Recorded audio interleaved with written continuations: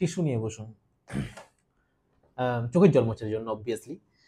কারণ আজ আজ এমন একটা দিন ছিল, আজ 20 এপ্রিল 2025, যা আমাদের মনে করিয়ে দিয়েছে যে আমরা কেন ক্রিকেট দেখা শুরু করেছিলাম। না, আমি সে সমস্ত যৌবন পেরিয়ে যাওয়া 30-32 বছর বয়সের দাদাগুলোর দিকে যাচ্ছি না। আমরা যারা এই 25-26 এরকম বয়সের মধ্যে সীমাবদ্ধ, তারা ক্রিকেটের প্রেমে কোথায় পড়েছিলাম। সচিন, দ্রাবিড়, লক্ষণ তখন অলরেডি তাদের কেরিয়ারের শেষের দিকে। আমরা প্রেমে পড়েছিলাম ক্রিকেটের দুজনকে দেখে, একজন বিরাট কোহলি, একজন রোহিত শর্মা। রোহিত শর্মার কেরিয়ারটা বিরাট কোহলির মতন অতটা আগে থেকে শুরু হয়নি। রোহিত শর্মা একটু দেরিতে স্টার্ট করেছিল, যেরকম এই আইপিএলেও শুরু থেকে নয়, একটু দেরিতে স্টার্ট করেছিল, বাট তারপর কিন্তু ঘুরে তাকায়নি। আজ সেরকমই একটা দিন ছিল আমাদের মনে করিয়ে দেওয়ার যে who are the OGs of this IPL, the hitman and the king.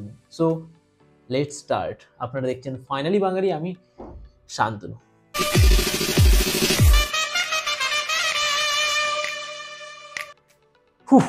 What a day, what a day. বিকেলবেলা ম্যাচ ছিল পাঞ্জাব ভার্সেস আরসিবি।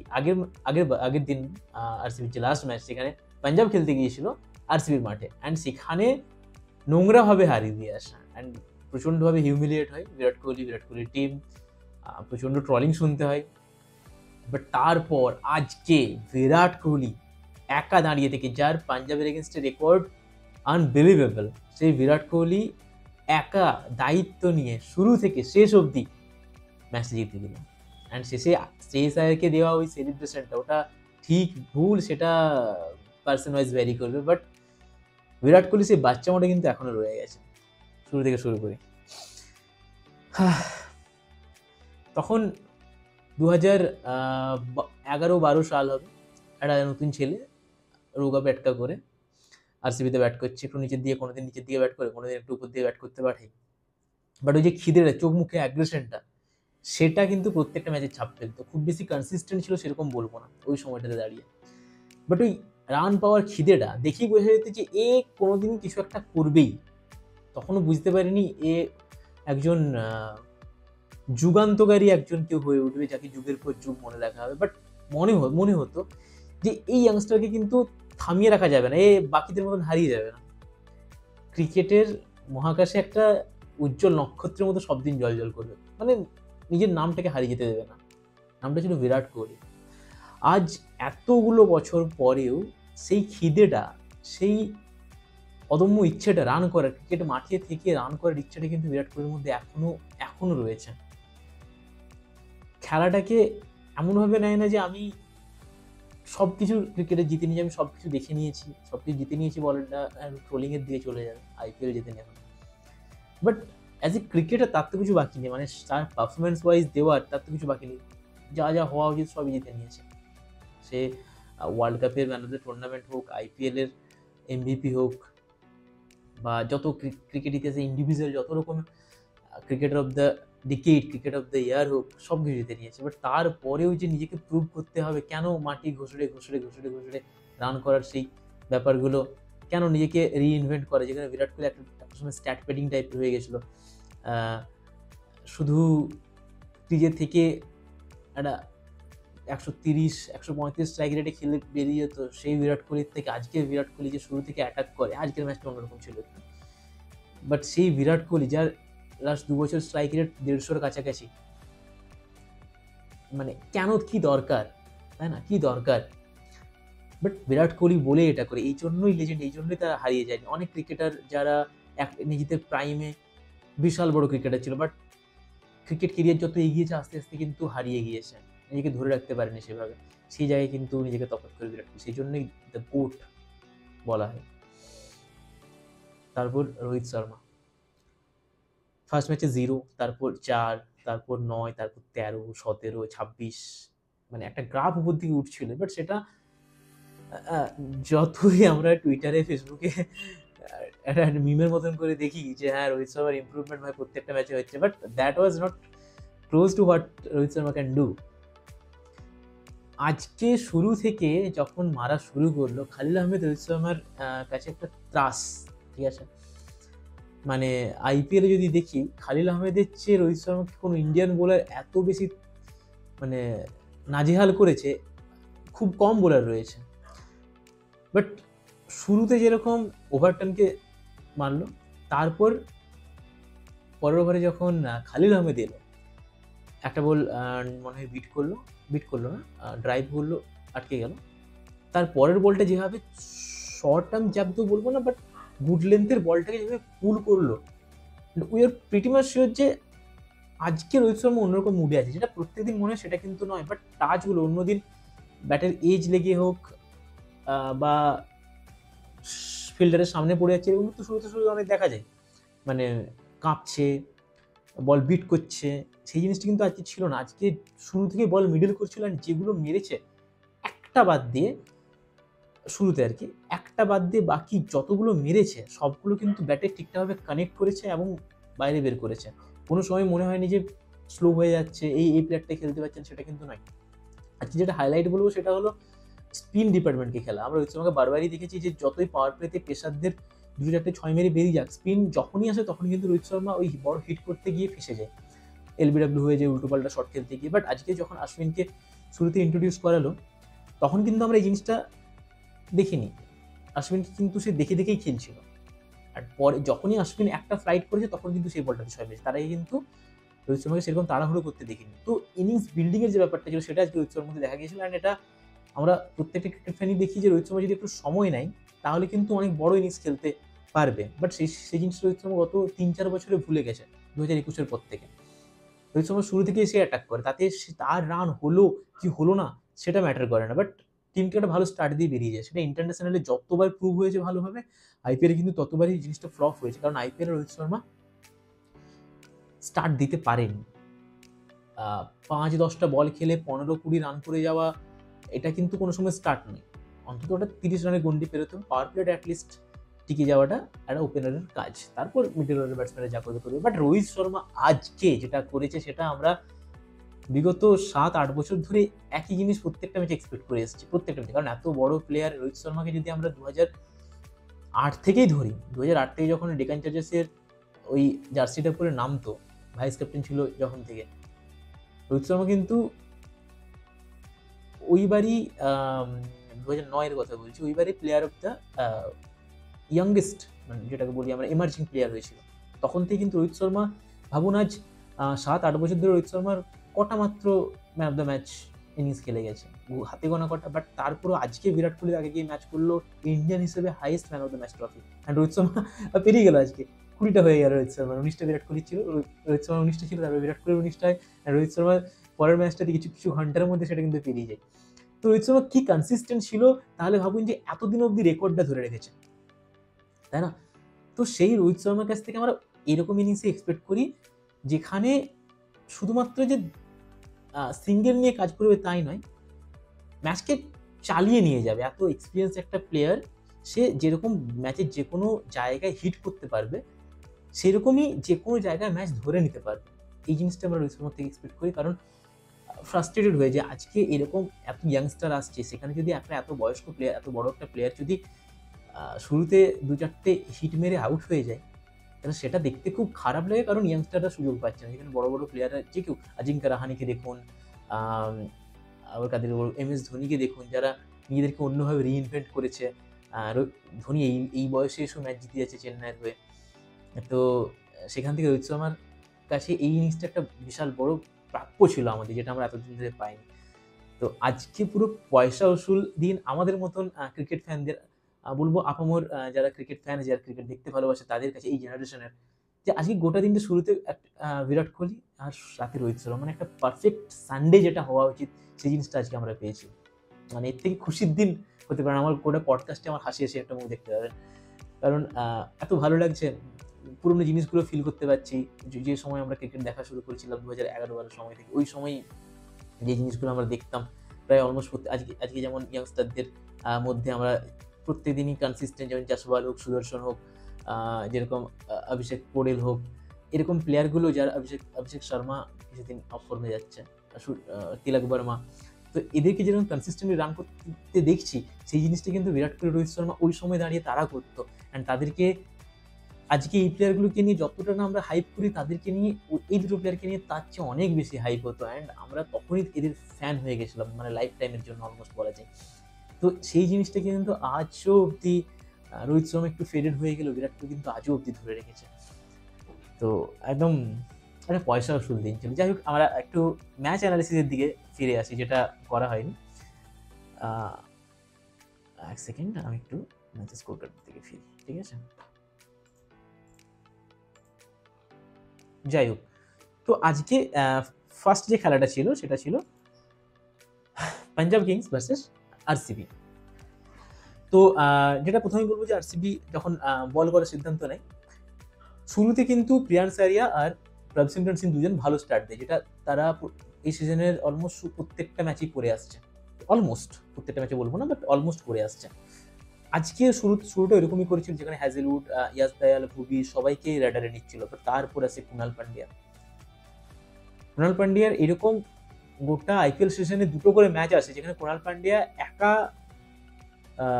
জ্যাক কালিস একাই, আপনার ফ্লিন্ট অফ একাই ব্রেন স্টোকস হয়ে ওঠে, যুবরাজ সিং হয়ে ওঠে।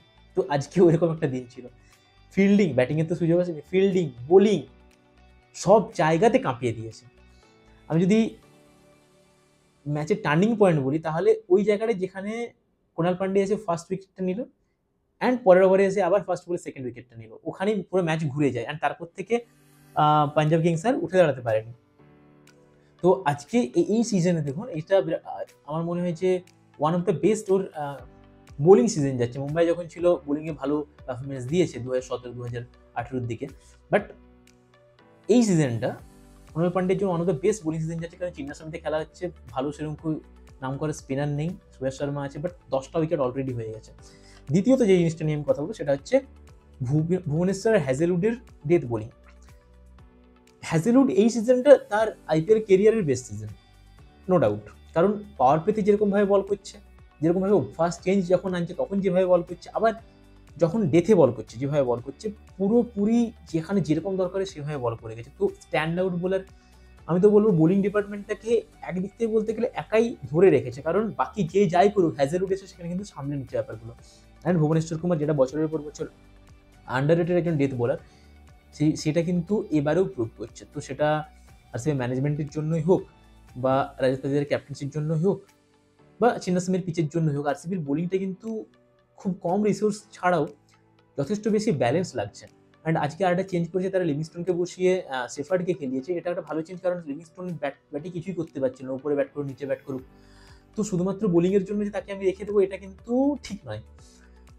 কারণ বোলাররা আমার আছে অলরেডি, আমি যদি বোলারই খেলাতে চাই তাহলে বোলার আমার অলরেডি আছে। যেখানে আমার ডেথে যদি আমি টিম ডেভিডকে একটু উপর দিকে পাঠিয়ে দিই, কুণাল পান্ডিয়াকে একটু উপর দিকে পুশ করিয়ে দিই, 3 down Jitesh Sharma, 4 down Kunal Pandya, 5 down Tim David, and তারপরে আমার যদি শেফার্ড আসে, তো that is not a very bad batting line up. আমি বলবো না যে বিশাল ভালো, বাট লিভিংস্টোন যেখানে রানই পাচ্ছিল না, সেখানে তো আমার একটা এক্সট্রা বোলার খেলানো ভালো, অ্যান্ড একটা ব্যাটার যে এক ওভারে আমাকে 20-22 রানও মেরে দিতে পারে। তো that was a good change. And Shreyas Iyer, যদি আমি পাঞ্জাবের ব্যাটিংয়ের দিকে আসি, তো আচ্ছা যাই হোক, পাঞ্জাব এখান থেকে 157 রান করে। শশাঙ্ক সিং ভালো খেলে, 33 বলে 31 রান করে, লাস্টের দিকে ক্যামিও দেখা একটা মার্কো জানসেন। বাট যখন পাঞ্জাবের ইনিংস শেষ হলো, আমি একটা জিনিস ভাবছিলাম যে শ্রেয়স আয়ার কোথায় গেল এর মধ্যে। শুরুতে 2-3টে ম্যাচে এত বেশি রান করে দেওয়ার পরেও, মানে প্রত্যেকটা ম্যাচে অলমোস্ট কনসিস্টেন্ট পারফরমেন্স দেওয়ার পরেও, লাস্ট 3টে ম্যাচে 10-এর গন্ডি পেরোতে পারেনি। আই থিঙ্ক একটা 0 করেছিল, আজকে তো মনে হয় 8 করলো, 6 করলো, আর একটা ম্যাচে মনে হয় 8 বা 9 করেছিল কিছু একটা। তো শ্রেয়স আর কি নিজের ফর্ম হারিয়ে ফেললো। মানে আজকে তো ছন্দ দেখতে পারি অন্য ম্যাচগুলোতে, তাও 2-4 মারার পর বড় শট খেলতে গিয়ে আউট হয়েছে। বাট এটা আমি বুঝতে পারছি না যে শ্রেয়স আর কী করছে, নিজেকে খুব বেশি অ্যাগ্রেসিভলি খেলানোর চেষ্টা করছে, তাতে আউট হয়ে যাচ্ছে। আমি বুঝতে পারছি না এটা কী হচ্ছে, শ্রেয়স আয়ার নিজের দেখা উচিত। বাট খুব বেশি কাটাছেড়া করবো না, বাট এই কোশ্চেনটা আপনাদের কাছে রইলো যে শ্রেয়স আয়ার কি নিজের ফর্ম হারিয়ে ফেললো, এটা কমেন্টসের মধ্যে জানান আপনাদের কি মতামত। দ্বিতীয়ত, বিরাট কোহলি ইনিংসটা নিয়ে অনেক কথা বললাম। সেকেন্ডলি আমি আরসিবির যখন ব্যাটিং হবে তখন আমি বলবো কথা পাডিক্কেলকে নিয়ে। পাডিক্কেল আগের ম্যাচে ব্যাট করার সুযোগ পায়নি, গোটা সিজন ধরেই হেগেছে, একটা ম্যাচে রান করেছিল, সেটাও 27 মনে হয় করেছিল মুম্বাইয়ের এগেনস্টে নয়, কাদের এগেনস্টে করলো মাফ করবেন ভুলে গেছি, এত এত বাজে ইনিংসের মধ্যে একটা ভালো ইনিংস খেলেছিল।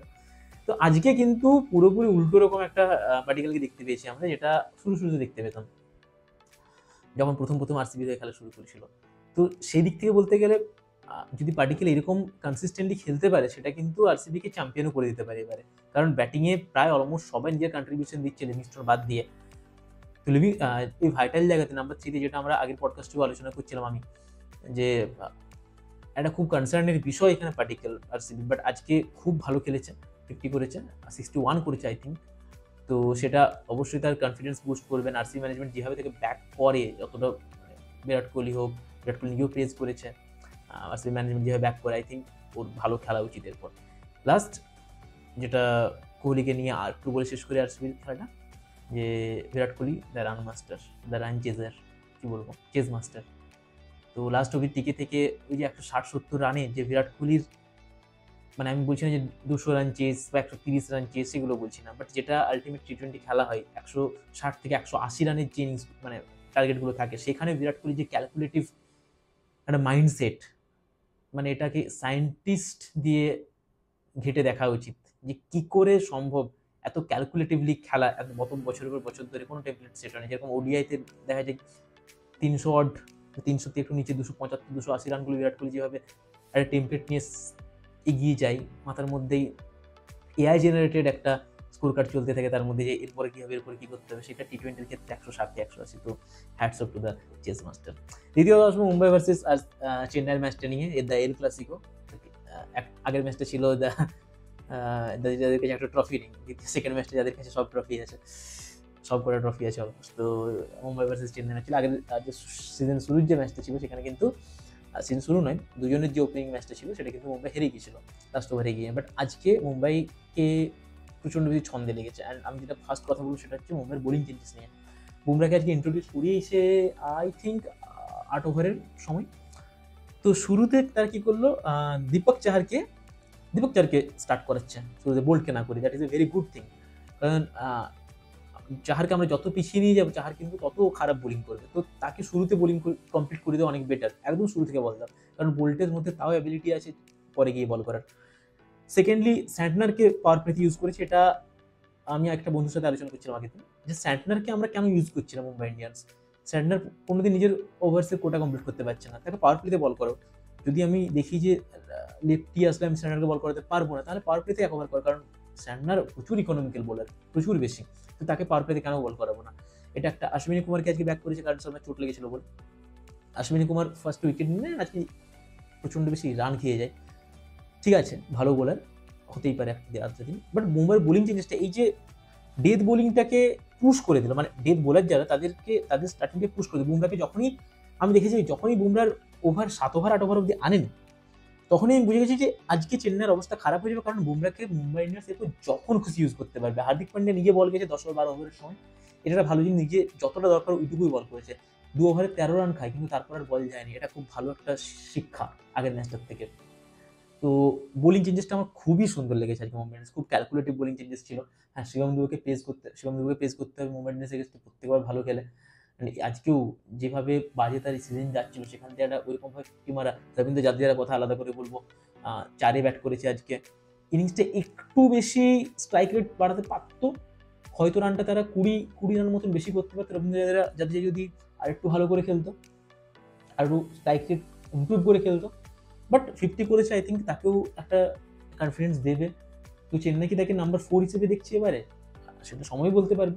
কিন্তু মুম্বাই ইন্ডিয়ান্সের বোলিংটা নিয়ে বলবো যে ক্যালকুলেটিভ বোলিং করেছে। অ্যান্ড ডেথ বোলিংটা খুব ভালো হয়েছে। লাস্টের 2 ওভারে একটু রান হয়েছে, বুমরার ওভারটা বাদ দিয়ে বোল্টের ওভারে রান হয়েছে লাস্ট ওভারে, বাট কন্ট্রোলের মধ্যে সবসময় থেকেছে। দ্বিতীয়ত যেটা নিয়ে কথা বলবো, সেটা হচ্ছে চেন্নাইয়ের আয়ুষ মাত্রে।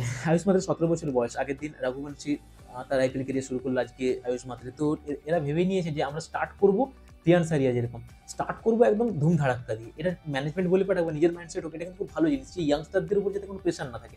তুমি যাও, তুমি ব্যাট চালিয়ে খেলো, তোমাকে 3টে বল খেলে, 4টে বল খেলে বা 30টা বল খেলে তোমার দেখার দরকার নেই। বাট তুমি নিজের ফ্রি ফ্লোয়িং খেলা খেলো। যখন তোমার সময় আসবে, যখন তোমার এক্সপিরিয়েন্স হবে, তখন তুমি ম্যাচ ধরে দায়িত্ব নিয়ে কিছুটা এক্সপিরিয়েন্স হয়ে যাওয়ার পর 8-10টা ম্যাচ খেলার পর তুমি দায়িত্ব নিয়ে খেলতে পারো। বাট এখন তোমার যে এক্সপ্লোর করার সময়, তো তুমি নিজের মতন করে খেলছো, এটা খুব ভালো লাগছে আমার প্রত্যেকটা ফ্র্যাঞ্চাইজির ম্যানেজমেন্টের জন্যই হোক বা প্লেয়ারগুলোর নিজের থিঙ্কিংয়ের জন্য হোক। সেকেন্ডলি, ব্যাটিং ফেলিওর পাওয়ার প্লেতে যখন আমরা কানওয়েকে, ত্রিপাঠীকে বা রচিন রবীন্দ্রকে রোটেট করে খেলতে দেখছিলাম বা গায়কোয়াড়কে, তখন দেখছিলাম চেন্নাই ওর্স্ট পাওয়ার প্লে চেন্নাইয়ের এখনো অবধি। আজকেও কিন্তু সেটার কোনোরকম কোনো আলাদা কিছু হয়নি, শুরুতেই পড়ে যায় রচিন রবীন্দ্র, অ্যান্ড তারপর আয়ুষ মাত্রে পড়ে যায়, শেখ রাশিদও পড়ে যায় 19 বল 17 রান করে আই থিঙ্ক। তো একটা কনসার্ন তো থাকছেন চেন্নাইয়ের। আমার মনে হয় না যে এই সিজনে তারা রিকভারি করতে পারবে। হ্যাঁ, ডেওয়াল ব্রেভিস এসছে, হয়তো একটু রান টান বেশি হবে, একটা দুটো জিততেও পারে, বাট এখান থেকে চেন্নাই কোনো মতেই আর কোয়ালিফাই করতে পারবে না, কারণ প্রচুর কনসার্নের জায়গা রয়ে গেছে, এতগুলো জায়গাকে ফিল আপ করা সম্ভব নয়। আচ্ছা, বোলিংয়ে যদি বলি, স্কাইকে নিয়ে একটু বলে দিই, তারপর আমি আসছি একটা বোলিং চেঞ্জেসের ব্যাপারে। তো স্কাইকে আমি যদি বলি, স্কাই কিন্তু প্রত্যেকটা ম্যাচে রান করছে মুম্বাইয়ের হয়ে অলমোস্ট। যে ম্যাচগুলোতে সুযোগ পাচ্ছে, কিছু ম্যাচে নিচে একটু ব্যাট করছে, আজকে যেমন নাম্বার 3-তে গেছিল। তো চেন্নাইয়ের এগেনস্টে আজকে যখন স্কাইকে 3-এ পাঠানো হয়, তখনই স্কাই বলছে যে আমি তখন ভেবেই নিয়েছিলাম যে আজকে আমি এইভাবে খেলবো, মাইন্ডসেট আমার এরকম থাকবে, আমি দেখবোই না কোনো কিছু, কারণ পরের দিকে এত বড় ব্যাটিং লাইন আপ আছে। এরপর জাদেজার সাথে স্কাইয়ের যে বোঝাপড়াটা ক্রিকেট পিছিয়ে, 66 বলে মনে হয় 50-53 এরকম কিছু একটা রান, 4বার আউট হয়ে গিয়েছে। বাট আজকে যেভাবে জাদেজাকে খেলেছে, সুইপ করে 6-4 নূর, যে চেন্নাইয়ের এবারে বেস্ট বোলার, তাকে যেভাবে খেলেছে সূর্যকুমার যাদব, কোনো বোলারকে মানেনি। তো এটা ভিন্টেজ যে সূর্যকুমার যাদবের ডাউনফল তো আমরা দেখিনি, ডোমেস্টিক হোক, আইপিএল হোক, ইন্টারন্যাশনালে হয়তো একটু স্লো চলছে, বাট স্কাই যে আমরা ওই 2019-20 যে স্কাইকে দেখতাম, সেই জিনিসটা আমরা দেখতে পাচ্ছি এখনো। এটা বিশাল একটা পজিটিভ জিনিস আজকে দেখলাম, ফ্রি ফ্লোয়িং ভাবে খেলছে স্কাই। এটা করলে কিন্তু মুম্বাই ইন্ডিয়ান্সকে আটকানো এবারে খুব মুশকিল হবে। আর রোহিত শর্মাকে নিয়ে তো বললাম। চেন্নাই ব্যাপারে আসি, চেন্নাই আজকে আনসুল কম্বোজকে খেলায়নি, আমি জানি না কিছু না, ওভারটনকে খেলাচ্ছে। মানে ওরা কি আলাদা কি এক্সপেক্ট করছে এম এস ধোনি, যে ওভারটন আমাকে কি করে দেবে এমন ব্যাটিং আমি জানি, বাট ওভারটন আমাকে এমন কি করে দেবে যেটার জন্য আমি কাম্বোজকে খেলাতে পারবো না, আমি একটা এক্সট্রা ব্যাটার দরকার হলে আমি ব্যাটসম্যান নিয়ে আসবো না। বাট আমাকে ওভারটন তো এক্সট্রা কিছু দিচ্ছে না, এমন নয় যে কোনো ম্যাচ ঘুরিয়ে দিল, 2-3টে ম্যাচ তো খেললোই। তো আমার মনে হয় তার যদি খেলাতেই হয়, স্যাম কারানকে খেলাও, যে অলরেডি এক্সপিরিয়েন্স আইপিএলে। কাম্বোজিয়া না খেলানো আমি কোনো যুক্তি খুঁজে পাচ্ছি, যাকে কিছু আশ্বিনকে নিয়ে এলো আজকে। কি মুম্বাই ইন্ডিয়ান্সের কি ছিল, এক তো ওয়াংখেড়েতে খেলা যেখানে ডিউ আসতে পারে, দ্বিতীয়ত মুম্বাই এমন কোনো লেফটি ভর্তি লাইন আপ নেই, শুরুতে রিকেলটন আছে, পরে তিলক বর্মা আছে, বাট তার মাঝখানে 3টে বড় বড় রাইটিও আছে।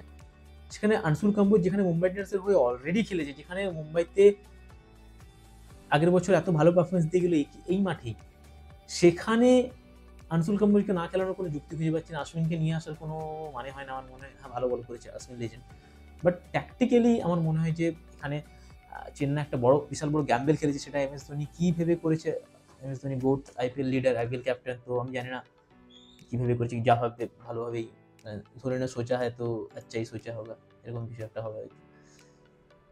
হ্যাঁ, যাই হোক, তো আজ ছিল এইটুকুই, Mumbai Indians versus Chennai super kings and RCB versus Punjab kings. দুটো কিংস আজকে হেরে গেছে, দুটো লায়ন, অ্যান্ড গর্জে উঠেছে আমাদের দুটো ছাগল, the GOATs of IPL, Rohit Sharma and Virat Kohli. তো আশা করবো যে এরকম ইনিংস এরপর থেকে, আইপিএল হাফ সিজন হয়ে গেছে, মিড সিজনে চলছে, এরপর পরের যে ম্যাচগুলো আছে সেই ম্যাচগুলোতে আমরা একই জিনিস এক্সপেক্ট করবো দুজনের থেকে। তো যাই হোক, এই ছিল আজকের একটা বিশাল খুশির দিন, আজকের একটা ট্রিবিউট ভিডিও বা ম্যাচ রিভিউ যাই বলতে পারেন। আমি ছিলাম শান্তনু, আপনারা দেখছিলেন ফাইনালি বাঙালি। দেখা হবে পরে কোনো একটা ম্যাচ রিভিউ পডকাস্টে। নমস্কার।